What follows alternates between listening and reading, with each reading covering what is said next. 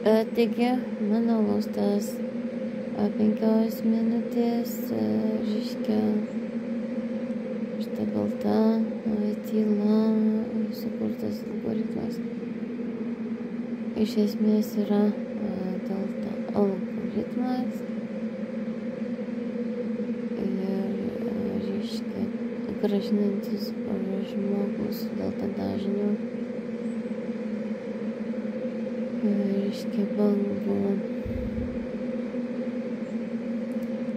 Toks 5 minučių, reiškia, delta dažnio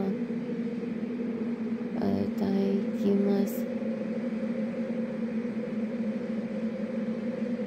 Galimas kurti sublutus, kuris turi prieimą prie šitos visos Aleksos, reiškia, dirbtinio intelekto, bet aš kuriu dirbtinį intelektą, kuris galėtų žmogui padėti iš esmės greičiau užmigti, nes esmė tai yra, jeigu neužmigi per 5 minutės, faktiškai kažką reikia daryti, reiškia, kiti persivalgo, kiti kavos persigeria, kiti filmą persižiūrė.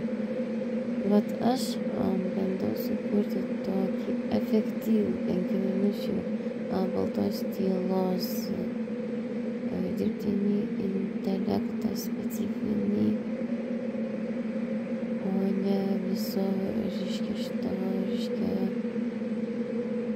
pasaulio futuristinio, reiškia, raudonų infrarūdinių spindulių panaudojimą tokiam 5 minutėm delta šitos baltos tylos efekto. Praktiškai tai gali suveikti lėtai ir infrarūdiniai spinduliai.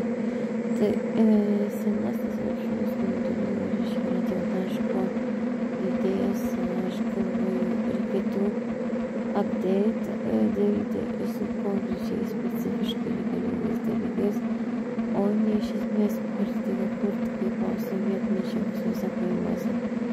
Tai vat, aš galvoju, kad radio taškų su telekomu, reiškia, update tai gali būti ne iš kur nors psichiatrų ar tai medicinos operacinių sistemų, vat, reiškia, tų su narkomanų ir psichinių ligonių psichopatų, kurie atbaigiantys peteliškėm ir žydų karvėm, vat, nes tai jie laikė save aukščiau už visą pasaulį, nes esantys žydai.